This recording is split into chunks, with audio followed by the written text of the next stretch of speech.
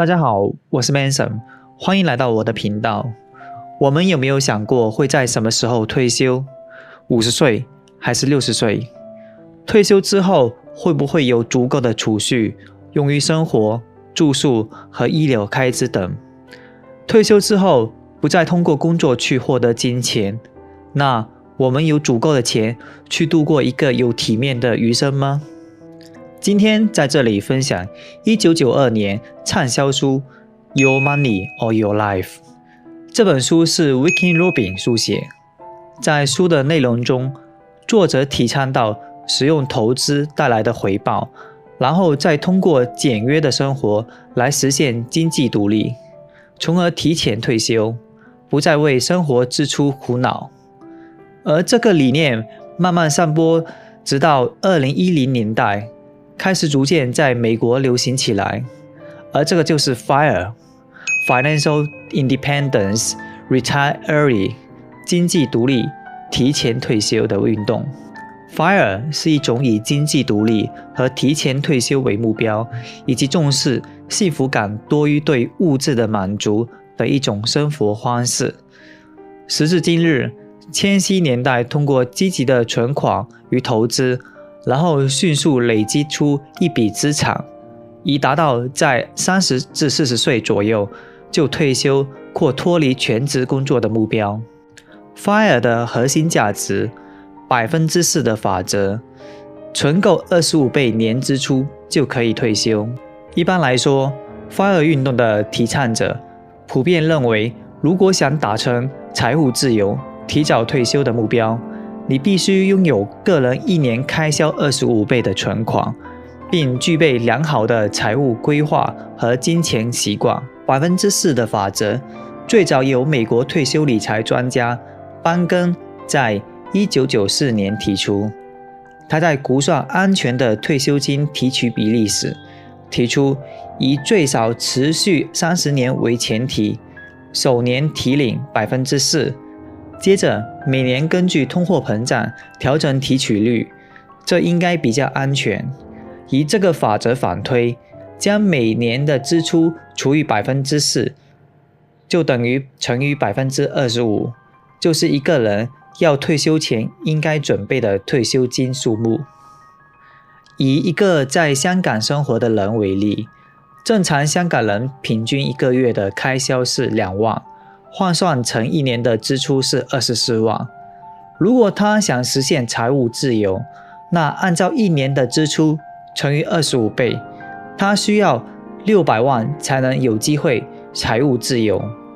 而除了这个存款后，他还需要管理这份存款，进行财务规划，以保证有每年 4% 的收入。这样子，他才能在香港没有降低生活素质的情况下，过上退休生活，去追求更多自己喜欢的事情。如何才能达到财务自由、提前退休呢？在这里，我们必须给自己设立一个目标，然后通过下面谈到的7个步骤，尽快实现财务自由。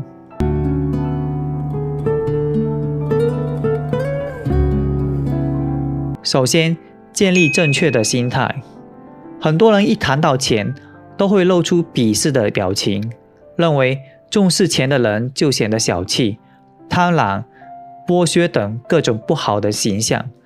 再加上学校从来没教过有关钱的知识，绝大部分的人从来没想过要好好理财。但其实，钱只是一个工具，怎么使用这个工具，怎么赚钱，完全取决于个人。以正面的态度正视金钱，认真审视自己的财务状况，掌握现金流，才能帮助我们面对这项无法避免的人生课题，而不是对自己的财务状况一点也不了解。俗话说，你不理财，财不理你。所以，建立一个对财务正确的心态是关键的第一步。在财务自由的7步骤中，第一步，计算你有多少钱。知道自己的净值是基本且必不可少的，净值等于所有资产减去所有负债。你的所有资产包括现金、银行账户、退休基金、投资项目、房子等有价值的物品，而你所有的负债包括学贷、车贷、信贷、房贷等。通过一系列的计算，你就会知道自己现在的财务状况，是否每个月都会有正收入。如果你背着房贷、车贷等负债，你的负债大过你的收入，那你就处于一个不健康的财务状况。你每一个月疲于应付你的负债。第二步，计算你的开支和储蓄。钱花在哪里？相信不少人常在收到信用卡账单的当下，才会惊觉怎么会花了这么多钱，而从前的我也不例外。在不清楚自己的支出在哪些方面的时候，就很难真正的掌控自己的财务。所以这一步，我们必须了解金钱的去向，才能明智的调整开支。而这个关键就在于追踪每一分钱。我们可以用纸笔记录，或者有许多蛮好用的记账软件去记录我们的日常开支，而我们的追踪过程至少持续60天，才能确保自己精确掌握自己的支出习惯，从而做出更好的预算、开支、储蓄计划。第三步，减少日常开支。通过上一步记录自己的日常开支，我们可以正确审视到自己每个月的现金流，然后可以戒到不寻常的消费，把我们的每一分钱都花在刀口上。在这里，减少开支的真正核心，并不是要剥夺我们重视的事，而是要做出符合自己价值观的选择，思考什么才能让你真正快乐。但别忘记，失去弹性的极度节俭，而那些过度节俭的行为就不属于 FIRE。例如，我们可以在圣诞节或其他重要的节日，与其花一大笔钱买礼物送给家人们，不如花较少的钱，用心设计与家人一起同乐的活动或游戏，花更多的时间去陪伴家人，创造美好的回忆，而这样也比花大钱买礼物来得更有意义。第四步，缩减居家、交通、饮食花费。我们必须把省钱的焦点放在3大关键开销：住房、交通、食物，因为在这3个必要开销会非常影响财务自由的进度。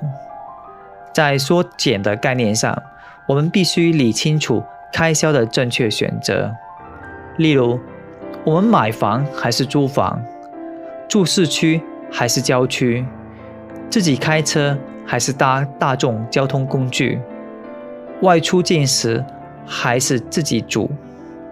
别小看这些不同的选择，这些小事累积起来的花费可是非常惊人的。如果我们通过好好评估，做正确的决策，可增加储蓄率高达 30%或者更多。虽然要一下子改变真的很难，但不要因为是件小事就给自己借口不做。一旦决定好，就不要拖延。我们可以练习从一件小事开始改变，通过21天习惯改变法去适应新的生活模式。例如，可以先从乘搭公共交通工具等，让自己习惯这种生活模式后，再减少外出进餐。千万不要一步求成，给自己定制太高的目标。第5步，让存款为你工作。钱存在银行账户里会渐渐失去价值，正确的投资让钱滚钱，才能早日达到财务自由的目标。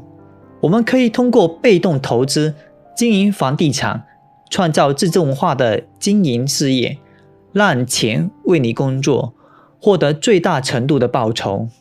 1. 我们可以购买跟大盘指数的指数基金或 ETF， 因为对于长期而言，股市平均每年整体涨幅约 5% 至 10%， 2，我们可以运用复利的力量，把每年赚到的股息继续投进资金，从而产生复利的效果。在这个阶段，我们是要了解如何让钱为自己工作，了解现金流的原理，增加自己的收入，让自己更快获得财务自由。第6步，增加收入。除了你正职之外，我们可以建立副业，让自己有额外收入，这样才能更快达到 FIRE。例如，现今比较流行的自媒体行业，每个人都可以在业余时间成为一个网络红人，通过拍摄影片上传到 YouTube， 长期就能获得广告收入，而且这种收入是持续不断的。除此之外，我们也可以兼职打工，无论是通过传统上班的方式或自行创业等，我们都要记得在享受与工作之间找到平衡点，保持 FIRE 的本质，坚守快乐的原则，千万不能本末倒置，让自己为了 FIRE 陷入更大的工作压力中。第7步，找到 FIRE 理财组。每个人都有自己达成财务自由的步调和路径，有的人可能5个月就达到，有的人可能3年、5年，有的人则可能要10年、20年。在这个漫长的 FIRE 旅程中，难免会迷失自己，所以我们要认识到一些志同道合的人，一起努力去实现 FIRE。当你遇到迷茫或者快失败的时候，这些与你有共同价值观的朋友互相打气，让你能够坚持到底，继续学习，达到 FIRE。 最后，我们要反思一下自己为什么要财务自由，记得要告诉自己，不要持着人有我有的态度。其实 FIRE 的意义在自己有充裕的钱去支付未来的生活，从而能放下工作，去追求自己真正想追求的事情。所以在 FIRE 的路上，我们要在享受与工作之间找到平衡点，保持 FIRE 的本质，坚守快乐的原则，而不是让自己陷入缺乏自己时间，需要长时间工作的恶循环中。最后，希望看了这部影片的人能建立良好的财务习惯，尽快达到财务自由。今天的分享就到这里了。如果大家喜欢我的频道或者所说的内容，欢迎订阅我的频道，我会定期在 YouTube 和大家分享自己关于财富思维、自我成长等知识。大家的支持对我来说就是前进的动力，谢谢。好不好不再重要，过去已过去，谁能够计较所有问号？既然没答案，不如把它变成最美的句号。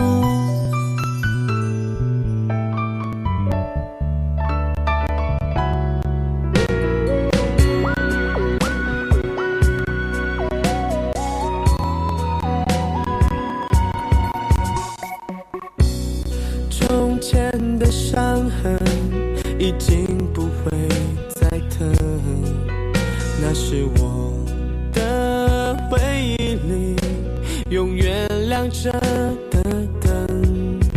我以为我们看见了永恒，原来只是过程。